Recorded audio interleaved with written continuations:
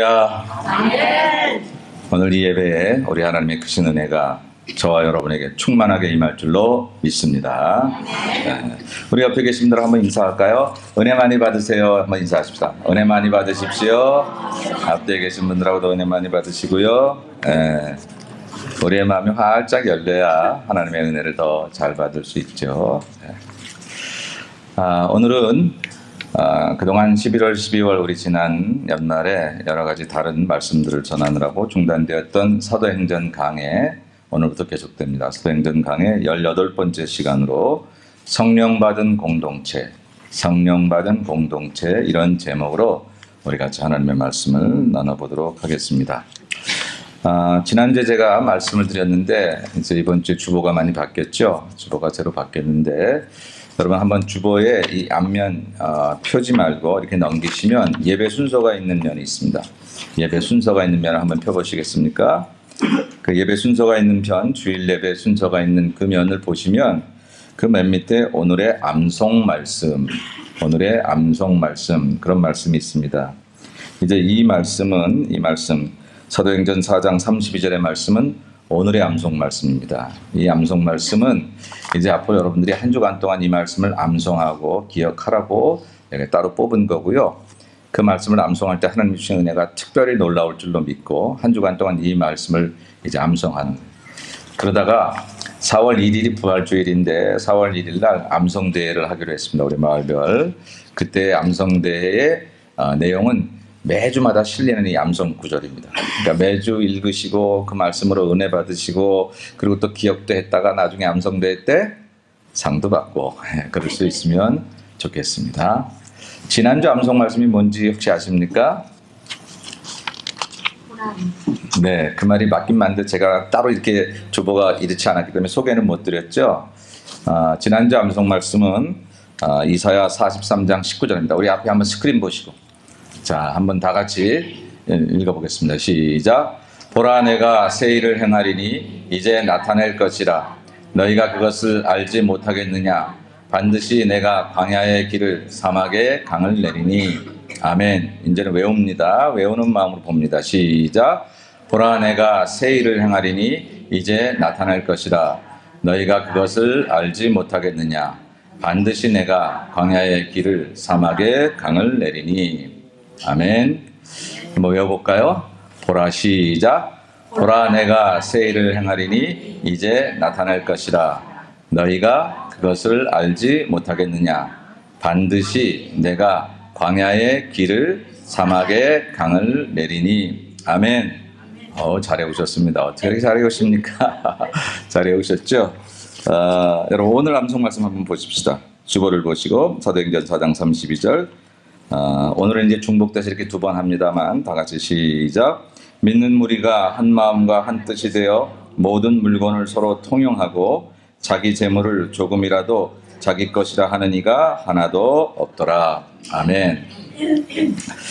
오늘 이런 암송 구절과 더불어서 오늘 말씀을 통해서 같이 나누고 싶은 얘기는 성령 받은 공동체.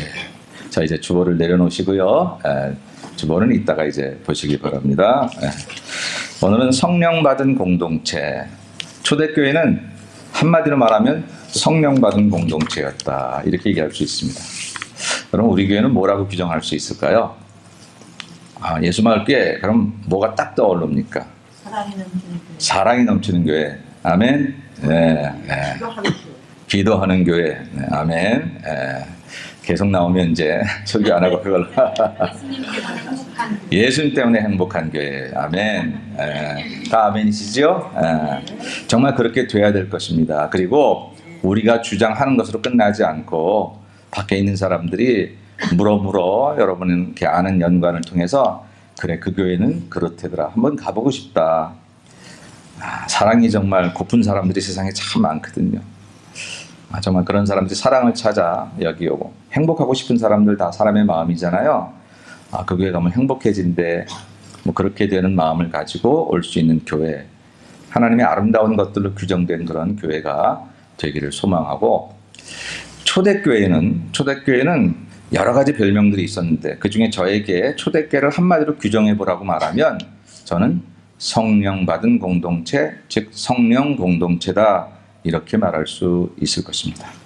초대교회라고 말하면 특별히 예수님께서 하늘 승천하시고 예수님께서 마가의 다락방에 모인 성도들에게 예루살렘을 떠나지 말고 내가 약속한 것을 기다리라, 그 기다림의 세월을 열흘 동안 보내며 기도하다가 마가의 다락방에서 성령 받고 시작된 교회를 초대교회라고 말하고, 역사가들이 말하거나 교회사가들이 말할 때 초대교회라고 하면 1세기부터 한 2, 3세기까지를 다 초대교회라고 말하지만, 오늘 제가 이 초대교회라고 말할 때는 주로 사도행전에 나타난 가장 예수님과 가까웠던 그 역사를 가지고 있는 얘기예요.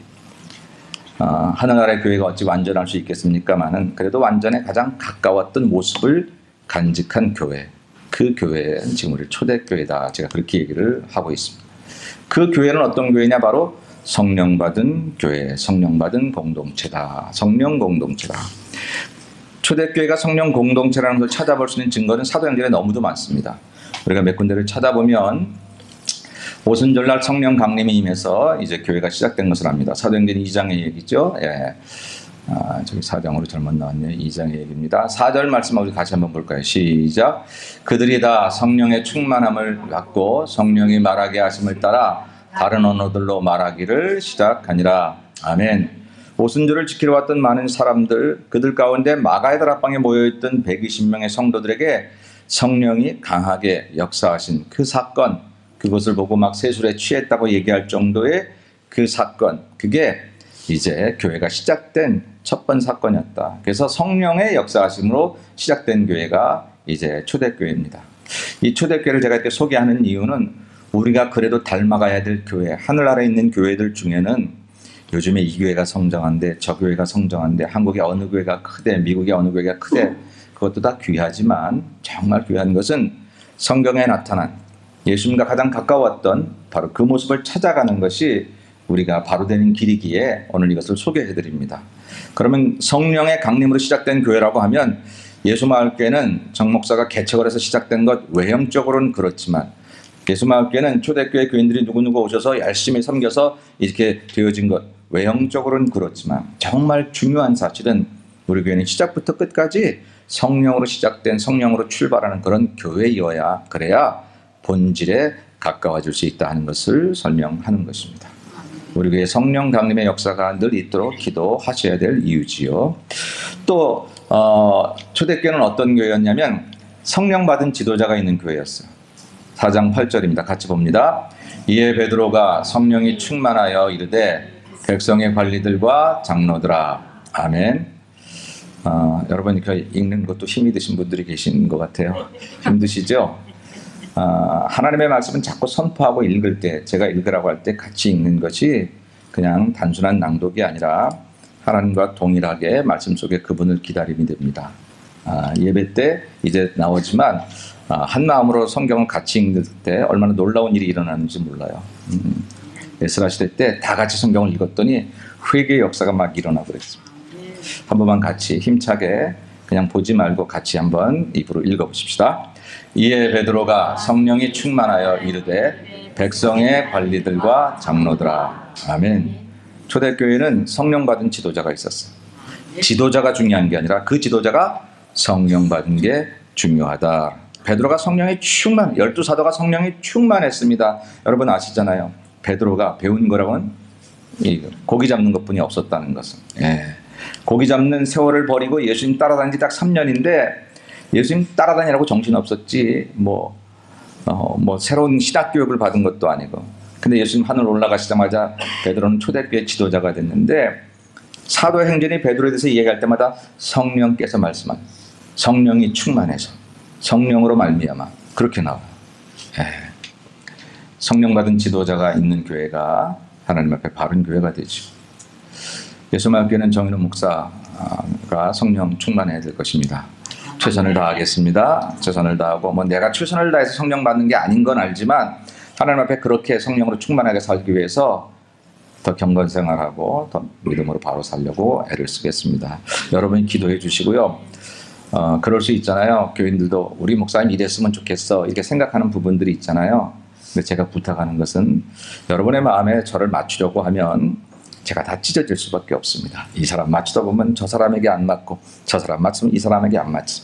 그러나 공동으로 저를 위해 기도하라고 부탁드리고 싶은 것은 성령 충만한 목사가 되게 해달라고. 우리 사랑하는 모든 성도들이 글쎄 우리 목사님 나에게 이런 부분은 안 맞아도 하나님 앞에 성령 충만하면 하나님께 쓰임받을 수 있으니 성령 충만한 목사가 되게 하옵소서. 그렇게 기도해 주시기를 주님의 이름으로 부탁합니다. 근데 목사만이 지도자는 아니잖아요. 평신도 지도자들이 또 얼마나 중요합니까? 제가요, 이거 조금은 웃자고 하는 얘기일 수도 있지만 어떨 때 막 섭섭할 때가 있어요. 그렇게 말씀을 전파하고 설교하고 뭐 성경 공부하고 얘기할 때는 안 들어. 안 듣는데 뭐 얘기 간증할 때 뭐 그 집사님이 그렇게 말했는데 내가 수없이 얘기한 건데 그때는 기도 안 하더니 그 집사님이 말씀하시니까 마음에 감동이 됐대. 그 권사님이 말하니까 마음에 감동이 됐대. 그러니까 아니 목사는 죽어라고 말해도 안 듣더니 제가 웃자고 하는 얘기라고 했어요.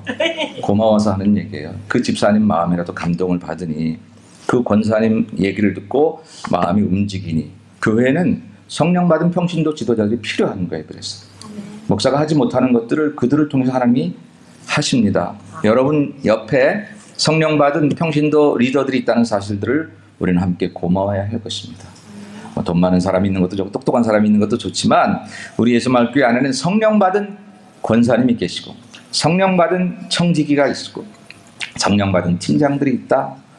여러분 그것만큼 우리에게 행복하고 귀한 일이 없는 줄로 믿습니다. 그래서 여러분 기도 부탁하는 것은 역시 저와 더불어서 우리의 권사님들을 위해서 기도해 주십시오. 사실 권사님들이 여러분들을 위해서 많이 기도합니다. 많이 기도해요. 그분들이.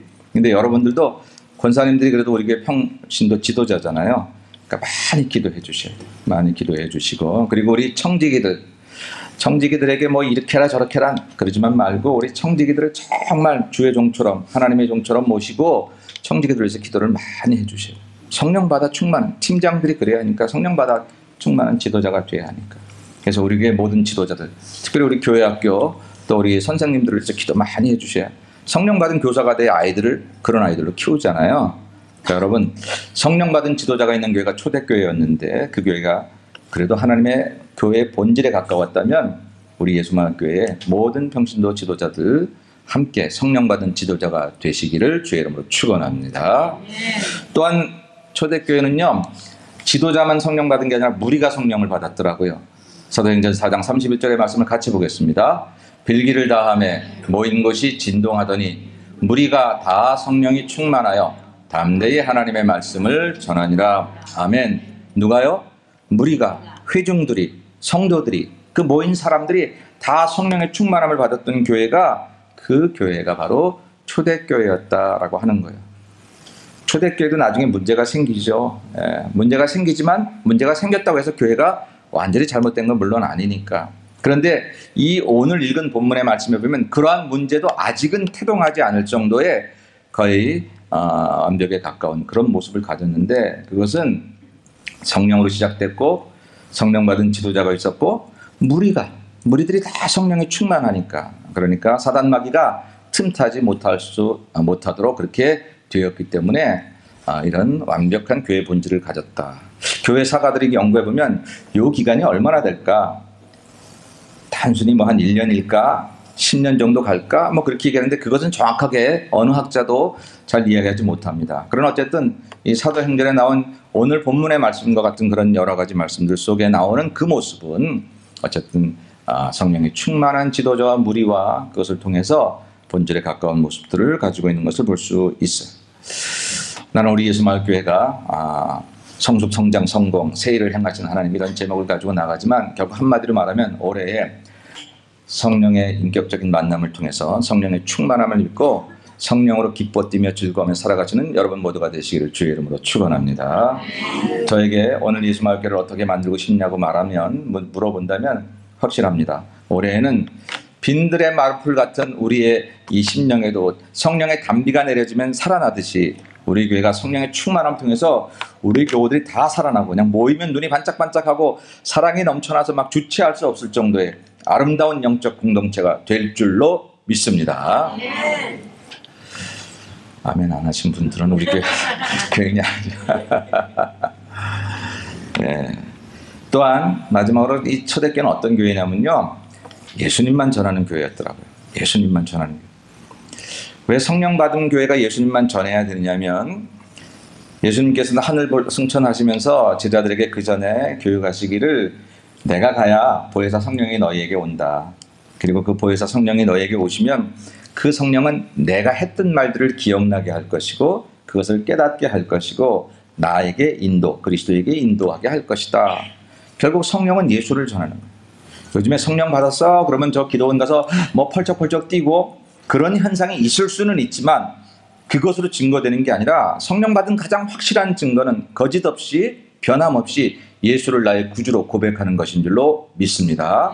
어디 흥분해야만 예수가 내 구주처럼 갑자기 보여지거나 내가 흥분해야만, 마음이 뜨거워져야만 예수님이 내 구주인가 생각되는 게 아니라, 하나님 만드신 이성이 가장 건전하게 사용되어질 때, 하나님 만드신 감정이 가장 건전하게 사용되어질 내 일상에서 누가 뭐라 해도 예수님은 나의 구주라고 고백되어지는 그 믿음이 변함없는 사람, 이 사람이 성령 충만 받은 사람인 줄로 믿습니다. 초대교회는 그래서요, 예수님만 전했어요. 한번 읽어볼까요? 시작. 사도들이 백성에게 말할 때에 제사장들과 성전 맡은 자와 사두개인들이 이르러 예수 안에 죽은 자의 부활이 있다고 백성을 가르치고 전함을 싫어하여. 아멘.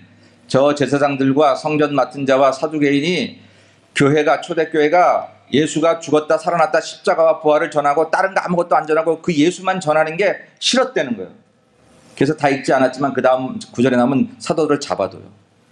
근데 잡아가두니까 믿는 자의 소리는 더하더라. 놀라운 일이 일어나요. 리더들을 핍박했는데 오히려 성도들이 더 늘어나더라 라고 하는 것이죠. 초대교회는 오로지 예수님만 전했어요. 예수님 믿으면 우리가 건강해질 거야. 물론 그렇죠. 예수 믿으면 복받아서 잘 살 거야. 물론 우리 모두 다 바랍니다. 그렇게 안 된다는 게 아니에요. 그렇게 되지요. 근데 전하지는 않았어요. 전한 건 뭘 전하면 예수님만 전했어요. 그분이 우리의 죄 때문에 십자가에 못 박혀 죽으셨고 하나님의 권능으로 그분을 다시 살리셔서 우리에게 영원한 소망이 되게 하심으로, 우리가 사는 세상은 이 땅에서 육을 가지고 살지만 세월 흘러가면, 때가 되면 육을 우리 이 땅에 다 묻어두고 흙으로 돌아가고, 그리고 우리는 다시 영으로 거듭나 하나님 나라에 영원히 살게 된다는 부활의 복음, 오직 그 십자가와 부활의 복음만 전했는데, 그런데 초대교회는 그 말을 듣고 가슴을 찢고 회개하며 하나님 앞에 돌아오고 하루에 3,000명씩 회개하고 믿는 자가 5,000명이나 늘어나는 그런 역사들이 일어났다라고 하는 것입니다. 초대교회는요, 내가 듣고 싶은 이야기를 사도들을 통해서 들으려고 했던 교회가 아니라 하나님이 하시고 싶은 얘기를 사도들을 통해서 들었던 교회가 초대교회인 줄로 믿습니다. 오늘날 교회들이 너무 우리의 니드에만 치중을 하고, 내가 듣고 싶은 교회, 내가 원하는 교회, 내가 듣고 싶은 설교, 내가 듣고 싶은 얘기. 물론 하나님이 내가 듣고 싶은 거 꼭 외면하시진 않죠. 우리의 체질도 아시고 우리 요구를 다 아시니까. 그러나 그것이 주목적이 되면 변질될 수 있는 것이지요. 교회는 하나님 우리에게 보여주고 싶은 그 본질을 보는 것이 교회입니다. 내가 이렇게 보고 싶은, 내가 이렇게 그려놓은 그것을 찾아가는 것이 아니라, 만약 그렇게 찾아가게 되면 우리는 교회를 쇼핑하게 되지요. 오늘 이 마음에 맞지 않는 것 때문에 우리는 또 다른 것을 찾아갈 수밖에 없는 것입니다. 그러나 교회는 내가 원하는 그것이 아니라 하나님이 보여주고 싶은 그 하나님의 세계를 제단을 통해서 들려주시고 성도를 통해서 알게 하시고 주의 종을 통해서 깨닫게 하시는 것, 바로 그것이 교회인 거로, 오늘 예수마을교회는 제가 1년 동안 예수님 믿으세요, 만약 그 소리만 했다고 치더라도, 재미도 하나도 없이 뭐 무슨 얘기 하는지 모르게 그 소리만 쳤더라도, 그게 다른 얘기가 아니고 예수 이야기라면 우리는 아멘으로 화답해야 될 줄로 믿습니다. 다음 주부터 한번 해보겠습니다. 십자가와 부활만 전한 교회. 근데 그 교회가 놀라운 역사를 이뤘다. 성령 충만한 교회는 예수님을 증거하고 예수님을 닮아가고 예수님처럼 살려고 하는 것이죠. 올해 우리가 세일을 행하신 하나님 앞에 성숙, 성장, 성공 세 가지 목표가 있는데, 성숙은 예수님을 닮아가는 거라고 그랬습니다. 좀 참을성이 늘어나고 인격이 좀 풍요로워지고, 그게 아니라 어쨌든 예수님을 닮아가다 보니까 참기도 하고 인격도 풍요로워지는 것이지요. 근데 그 예수님을 닮아가는 바로 그것이 성숙인데, 그것이 예수님만 전파돼야 그 일이 일어날 수 있으니, 사랑하는 여러분, 올해 여러분이 교회에 대해서 가지고 있는 소망 가운데, 기도 제목 가운데 꼭 기도해 줄 것은, 하나님 우리 교회가 예수님만 전하고 예수님이 드러나고 예수님이 보여지는 교회가 되게 하옵소서. 꼭 이렇게 기도해 주시기를 부탁합니다. 제가 늘 기도하는 거에서 하나님, 저와 우리 성도들이 교회 와서 사람만 보고 돌아가지 않게 하시고 땅만 밟고 돌아가지 않게 하옵시고 이 집의 주인이신 예수님 하나님을 보고 돌아가게 하옵소서. 이 기도 제목이 꼭 이루어지는 교회가 되어야 돼요. 누구 만나고 왔어? 예, 거기서 만나야 될 최고 되신 분을 만나야 돼요. 교회 최고의 주인은 예수님인 줄로 믿습니다. 저는 최선을 다해서 그 예수님이 드러나시도록, 그 예수님이 우리 모두에게 보여지도록 예배를 준비하고 여러분과 함께 신앙생활을 할 것이고, 또 여러분들은 교회에 오셔서 기대할 것은 오늘 예수님의 어떤 모습이 우리에게 보여질지, 오늘 예수님을 어떻게 우리가 기대할지, 바로 그 모습을 기대하는 믿음으로 다가설 때에 우리 교회는 십자가와 부활의 복음, 예수 복음만 전해지는, 그리고 그 복음으로 우리는 너무도 행복한, 그 복음으로 너무도 충분한 그런 교회가 될 줄로 믿습니다. 자, 이게 이제 초대교회의 성령받은 교회다 이렇게 말할 수 있습니다.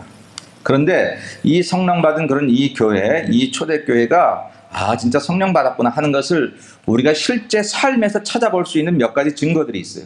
오늘 그 증거를 다 말할 수 없습니다. 그러나 오늘 본문에서 그 증거를 두 가지만 얘기하려고 해요. 우리 교회도 그런 증거가 나타나면 일단 성령받은 교회구나 라고 이야기할 수 있습니다. 그러나 성령받은 교회가 정말로 그런 증거가 나타나지 않고 숫자는 늘어나거나 재정은 늘어났는데, 숫자 늘어나고 재정 늘어난 게 성령받은 교회의 한 특성일 수도 있습니다. 그거 나쁜 거 아닙니다. 그러나 그것만 말고 오늘 본질이 없으면 안 돼요. 오늘 그 본질 두 가지를 같이 찾아봅니다. 첫째로 성령받은 교회는 한 마음이 되는 교회입니다. 성령받은 교회는요, 성령께서 우리를 한 마음으로 만드신다는 거예요. 희한해요. 성령이 원하시는 것은 우리가 한 마음 되기를 바라시는, 하나님은 우리에게 두 마음이 있기를 원하시지 않습니다. 사도행전 4장 32절을 같이 봅니다. 믿는 무리가 한 마음과 한 뜻이 되어 모든 물건을 서로 통용하고 자기 재물을 조금이라도 자기 것이라 하는 이가 하나도 없더라. 아멘. 여러분 놀랍지 않아요? 모든 물건을 서로 통용했어요. 네, 모든 물건을. 공산주의가 세상에서 산업을 공유한다. 그래서 공산 그렇게 했지만 그랬나요? 오히려 많은 사람을 핍박하고 잘못된 이념을 가지고 얼마나 전 세계 역사를 그르쳤습니까? 없어졌습니다. 북한 공산당은 공산주의도 아닙니다. 어쨌든 마치 모든 물건을 서로 통용하는 세상이 올 거라고 외쳤던 그 세상의 공산주의는 없어졌지만, 그러나 하나님께서 성경을 통해서 모든 믿는 우리가 물건을 서로 통용하고 자기 것을 자기 재물이라고 조금도 주장하지 않는 그런 세상을 만들었던 때가 바로 초대교회의 모습이라고 하는 것입니다. 요즘에 이단들이 이런 것들을 이제 갖다 써가지고 다 집문서 땅문서 다 가져오라고 해가지고 그렇게 얘기하죠. 이 모습은 초대교회의 그 순수했던 복음의 모습을 얘기하려고 하는 거지, 오늘날 교회들이 그래서 다 사유재산 없이 집 팔고 논 팔고 가져와라 그런 뜻은 전혀 아닙니다. 혹시 여러분이 믿는 믿음의 주변에서 집 팔고 땅 팔고 와야 신자가 된다더라 그러면 다 그거는 잘못된 겁니다. 그런 팔아서 가져오는 게 잘못된 게 아니라, 누구라도 교회를 위해서 그렇게 팔 수는 있지만 그게 요구되거나 그렇게 해야만 된다고 생각하는 것은 잘못이라고, 자발적이지 않으면 그것은 안 되는 거예요. 요즘에 이단들이 그런 문제들이 많이 일어나죠. 네. 그런데 그런 역사가 일어나게 된 이유가 뭐냐면 한 마음이 된다는 거예요. 어떻게 이 믿는 무리가 한두 사람도 아닌 그 무리 전체가 한 마음과 한 뜻이 되었을까라고 하는 거. 마음이 하나로 묶여지는 공동체가 초대교회 공동체였고, 하나님이 원하시는 것은 바로 마음이 하나 되기를 바라는 것이다. 그런데 여러분, 어떻게 한 마음이 될 수 있죠? 우리 다르잖아요. 부부도 다른 거 아시죠? 너무 달라요. 부모와 자식도 다른 거 아시죠? 자식을 낳았는데 혼자 있는 사람은 잘 모르겠지만 둘만 낳아도요, 왜 이렇게 달라요? 다 내 배로 낳은 자식이 왜 이렇게 다른 거예요? 오롱이 초롱이 다 달라요. 왜 이렇게 다른지요? 다 다릅니다. 다 달라요. 근데 하나님이 원하시는 것은 뭐냐면 한 마음이 되기를 바라시는. 그럼 이제 어떻게 한 마음이 되어야 하냐면, 일단 우리가 결심해야 합니다. 주여, 우리가 한 마음이 되기를 소원하고, 생각이 다르고 계획이 다르고 마음이 달라도 우리가 예수님 때문에 우리가 한 마음을 가지기를 소원하오니 주여 도와주옵소서 라고 일단 다짐하셔야 됩니다. 결심하셔야 됩니다. 그래야 성령께서 우리의 마음을 건드리기 시작하십니다. 여러분들이 그래 한 마음 먹자 시작 그런다고 한 마음 되는 거 전혀 아니거든요. 전혀 아니거든요.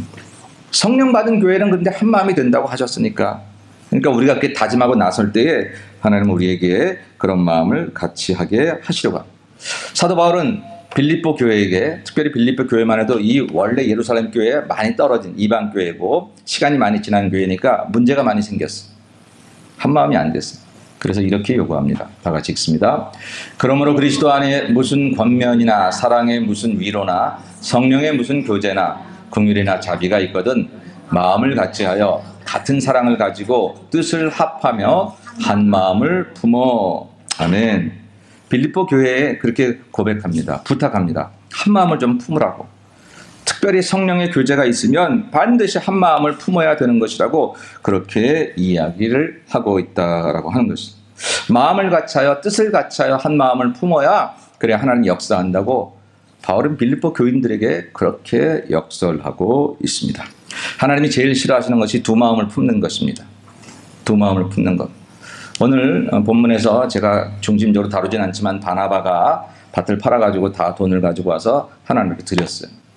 다음 주일 설교에 우리 나올 아나니와 삽비라는 똑같이 밭을 팔았는데 두 마음을 가졌어요. 그래서 살짝 좀 남겨두고 그리고 왔는데 사망이라는 큰 벌을 받았어요. 너무 잔인하죠? 그 잔인한 그것에 대해서는 다음 주에 얘기하겠습니다. 어쨌든 다른 거 없는데 한 마음과 두 마음이 그렇게 생명과 사망이 달라질 정도로 다르더라라고 하는 것이죠.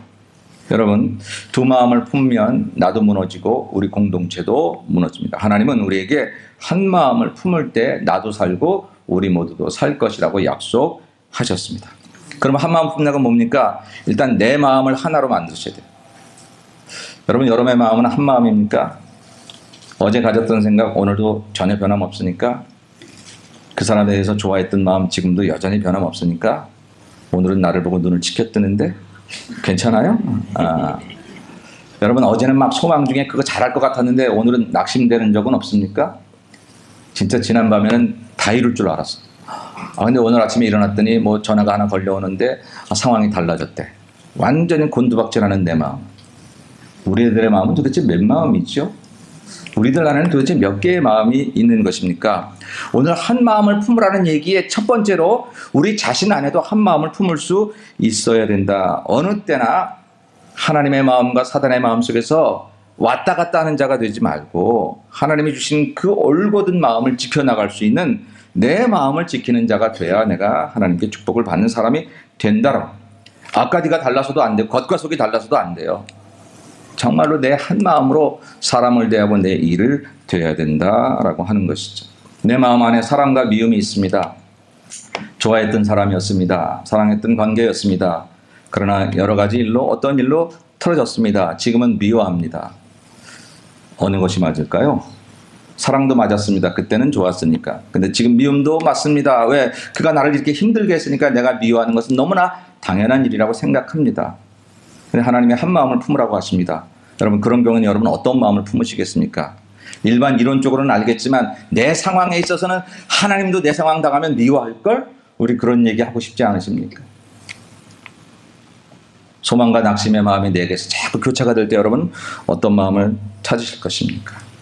바른 것과 좋은 것 사이에서 이거 좋긴 한데 바르진 않아.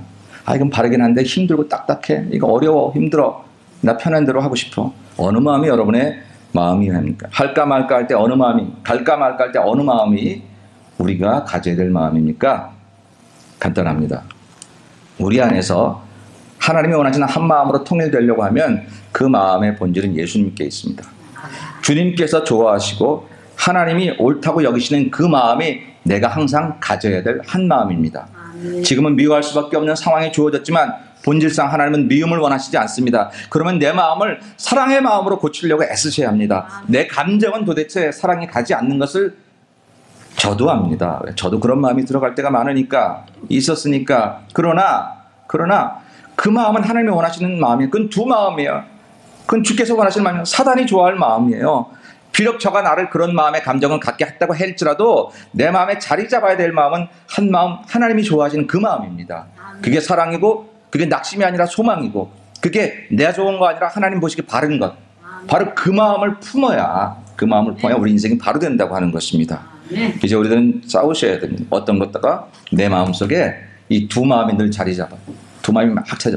하나님 어제는 안 그러려고 했는데 오늘 되니까 또 벌써 내가 마음이 달라졌어요. 그때 달라진 내 마음과 감정을 따라가지 않으려고 여러분 최선을 다하시고 하나님이 옳게 여기시는 그 마음이 내 마음속에 임하도록 도와주세요. 강제로라도 그 마음을 제게 심어주세요. 눈 감고라도 그 마음을 따라가게 해주세요 라고 기도하셔서 올 한 해 동안 우리의 마음을 해치려는 원수마귀 사탄 도둑이 우리 마음을 도둑질하려고 할 때, 하나님이 원하시지 않는 감정들과 생각들을 여기다 막 심어 놓으려고 할 때, 이것은 절대 내가 품어야 될 마음이 아닌 것을 고백하고 나 홀로 안 되니 성령님 나를 도와달라고 기도하면서 하나님이 원하시는 그 마음을 품는 여러분들이 되시기를 주의 이름으로 축원합니다. 자, 내 마음은 그렇게 해결하고 우리 공동체는 어떻게 할까요? 우리 가정은 남편과 아내도 마음이 다른데, 우리 교회 김 집사님과 박 집사님이 생각이 다른데 우리 어떻게 하면 좋겠느냐. 근데 성경은 공동체 안에서도 한 마음을 품으라, 마음을 같이하여 같은 사랑을 가지고 뜻을 합하여 그렇게 한 마음을 품으라고 그렇게 이야기를 하고 있습니다. 여러분, 빌립보 교회에는 문제가 있었어요. 어떤 문제가 있었냐면 빌립보 교회 두 여성 지도자 간에 알력이 있었습니다. 원래 빌립보 교회는 누가 세웠죠? 사도 바울이 세웠지만 누구의 집에서 시작했죠? 네, 루디아 집에서 시작했습니다. 자주장사, 옷감장사, 비단장수. 좀 그 당시로 보면 아주 이렇게 좀 이렇게 살기에 괜찮은 그런 넉넉한 분이었는데, 자기 집을 개방해서 사도 바울을 통해서 그 집에서 교회가 개척됐어요. 사실은 유럽 최초의 교회가 빌립보 교회입니다. 그런데 글쎄 여자분이 시작을 해서 그럴까 여자 성도들이 더 거기에 많이 있었고 주도권도 좀 잡았던 것 같고 활동도 많았습니다. 우리 여자분들이 이렇게 참 하나님 앞에 더 성실하게, 예수님 주변에도 많으셨고, 그런 장점이 있는 반면에 또 좀 시기와 다툼이 좀 있는 것 같아요. 싸움도 잘. 여자분들 중에서는 지금 욱하실지 모릅니다. 남자는 안 그런가요? 사실 남자도 더 그래요. 쫀쫀하게는 저를 비롯해서 또 남자가 더 할 때도 많더라고요. 어쨌든 여자든 남자든 관계없이 어쨌든 이 빌립보 교회에는 두 여성 지도자 간에 문제가 생겼어요. 그래서 바울이 빌립보 교인들에게 이렇게 편지합니다. 같이 한번 읽어봅시다. 내가 유오디아를 권하고 순두개를 권하노니 주 안에서 같은 마음을 품으라. 아멘. 누구요? 유오디아와 순두개. 누가 저 순두개를 순두부로 읽더라고요. 그렇게 읽으시면 안 됩니다. 유오디아와 순두개는 바울에게 심장과 같이 사랑했던 사람들이라고 바울이 편지에서 쓰고 있습니다. 그리고 빌립보 교회를 활성화시키고 빌립보 교회를 성장시키는데 굉장히 큰 몫을 했던 그런 사람이었어요. 그래서 유오디아를 좋아하는 사람도 생겨지고 순두개를 좋아하는 사람들도 생겨졌습니다. 근데 둘 사이에 문제가 생겼어요. 둘이 다 하나님 앞에 최선을 다하고 교회를 위해서 정성을 다하고 사람들을 위해서 다 잘했는데, 문제는 뭐가 생겼냐면 그들 가운데 서로 하나가 되지 못하는 두 마음이 생겨졌습니다. 여러분, 빌립보서는요 사도 바울이 옥에서 쓴 서신이에요. 옥에서 얼마나 다급하면 옥에서 빌립보 교인들에게 나중에 옥에 나가면 얘기하지가 아니라 옥에서 썼어요. 그것도 그렇게 바울이 편지를 보내면 그걸 누가 숨어서 보는 게 아니라 여러 공중 앞에서 교인들 앞에서 이걸 읽었거든요. 근데 읽었는데 저렇게 실명을 얘기하면 큰일 나잖아요. 요즘 인터넷에 다 실명 얘기 안 하니까 댓글 마음대로 달지, 실명 달면 그렇게 못할 텐데. 저렇게 하면 저 사람들은 뭐가 될까? 얼마나 창피하게 될까? 사도 바울이 왜 그걸 몰랐겠어요? 그런데 사도 바울이 지금 당장 그 당시에 생각하기는 저 두 사람이 창피를 당한 하나 있어도 저 사람들이 창피당하지 않는 게 중요한 게 아니라 저 사람들의 자존심 때문에 교회가 망가지고 교회가 어려워지는 그것을 막아야 되겠다는 생각으로 사도 바울은 그들에게 이제 저 편지를, 빌립보 교회에게 저 편지를 쓰면서 그 실명을 얘기하죠. 둘 다 괜찮은 사람들이었습니다. 그리고 그를 따르는 사람들도 많았습니다. 문제는 그들이 교회 일을 안 해서가 문제가 아니라 그들이 서로 싸워서 더 큰 문제를, 그들이 교회에서 많이 수고하고 애써서 아름다운 업적을 남겼지만 그 남겨놓은 그것보다 두 사람이 한 마음 되지 못해서 망가져버린 그 상처가 빌립보 교회는 더 컸다라고 하는 것이죠. 성령 받고 한 마음 됐던 초대교회가 이제 이방 선교가 되면서 빌립보에 교회를 세워서 아름답게 교회가 성장했는데 그 처음 교회가 가졌던 그 한 마음을 잃어버렸어요. 그 한 마음을 모르겠습니다. 어떤 것들을 주장했는지, 유오디아가 이번에 이거 하자 그러면 순두개는 저거 하자고 그랬는지, 서로 다 거기에 자기 패들이 그룹이 지어지면서 그러면서 자기의 마음대로. 그러나 둘 다 나는 하나님 일 열심히 하고 나는 최선을 다한다고 얘기를 했겠죠. 내가 하나님 앞에서 바르다고 주장을 했겠죠. 바울의 생각에도 유오디아가 조금 더 낫든지 순두개가 조금 더 낫든지 그 두 사람이 차이가 좀 있었다고 하지요. 근데 바울은 어떠한 차이로도 그들을 권면하지 않습니다. 야, 유오디아 말 좀 듣는 게 낫지 않겠니? 이번에는 순두개 말을 좀 듣는 게 낫지 않겠니? 그렇게 얘기하지 않고 둘 다 틀렸다. 왜? 마음이 달라져서. 생각과 계획이 다르다는 게 아닙니다. 뜻이 다르다는 게 아닙니다. 마음이 다르다고 하는 거예요. 마음이 다르다.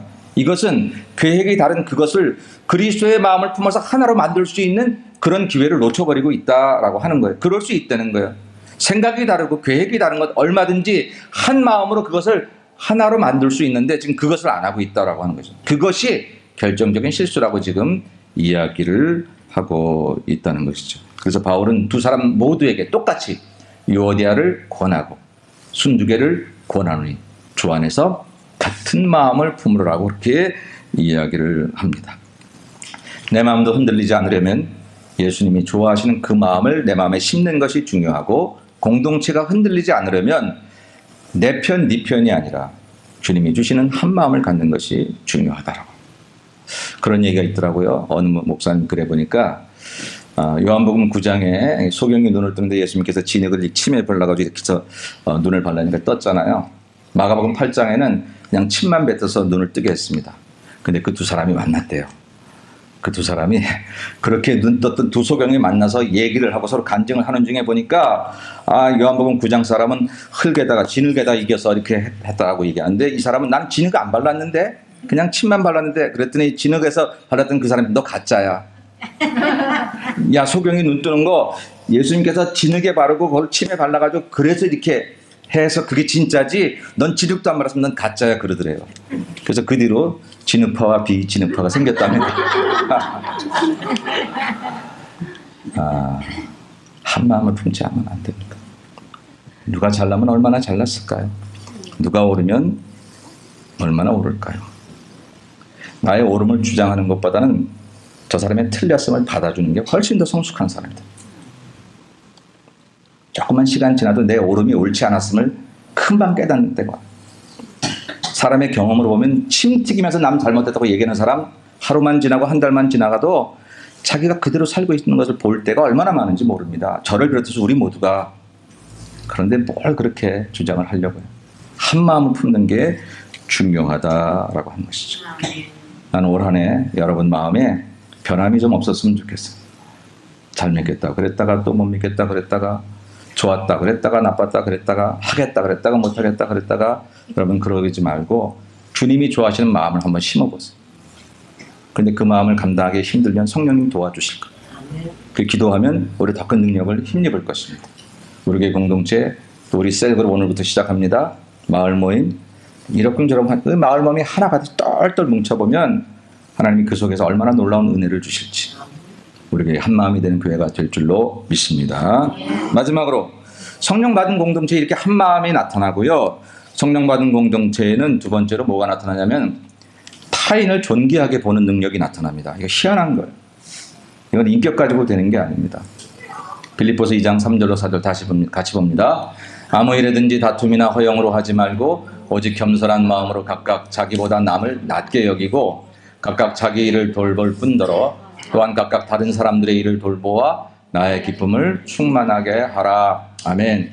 한 마음을 품으라고 그렇게 이야기한 사도 바울이 그 한 마음을 품어서 뭐 하라고? 자기보다 남을 낮게 여기라는 거예요. 그리고 다른 사람들의 일을 돌보라는 거예요.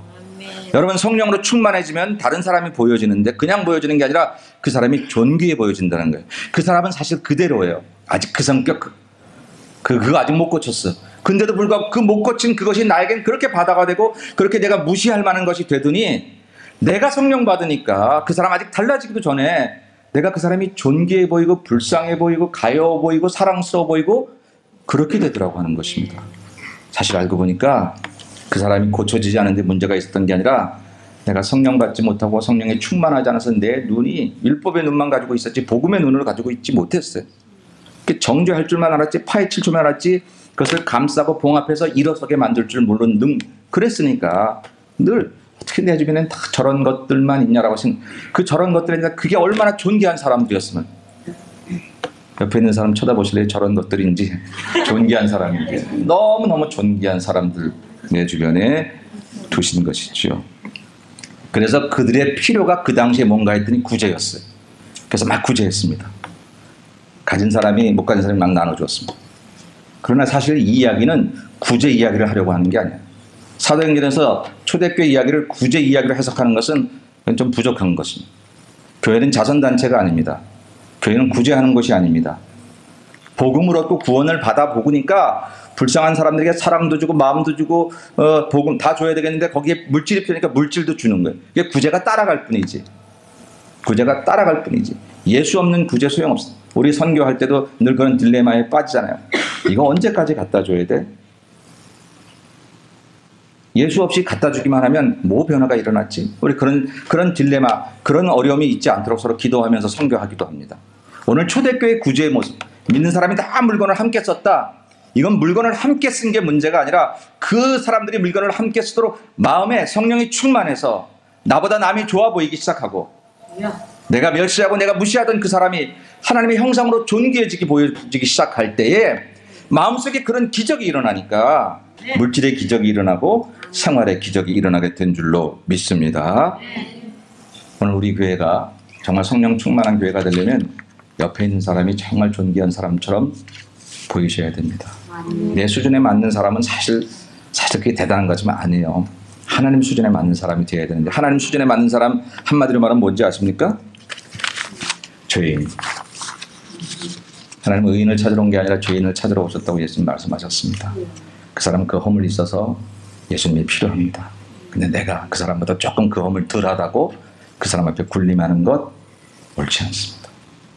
옳지 않습니다.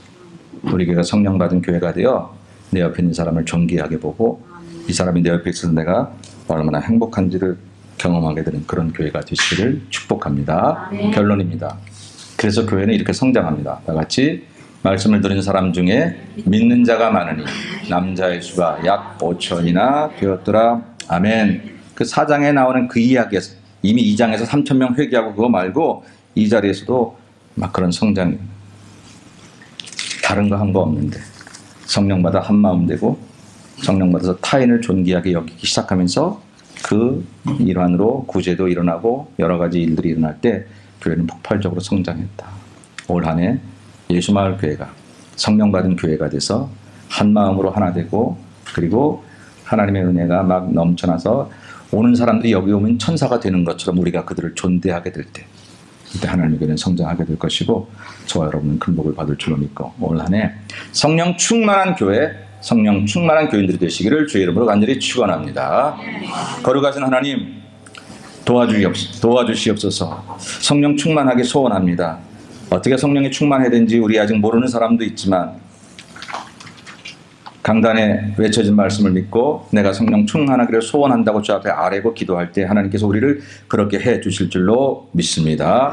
성령 충만한 교인 교회 되어서 우리 교회가 천국의 모습을 보여줄 수 있는 아름다운 교회가 되도록 은혜 베풀어 주옵소서. 거룩하신 예수님의 이름으로 간절히 기도 올리옵나이다. 아멘.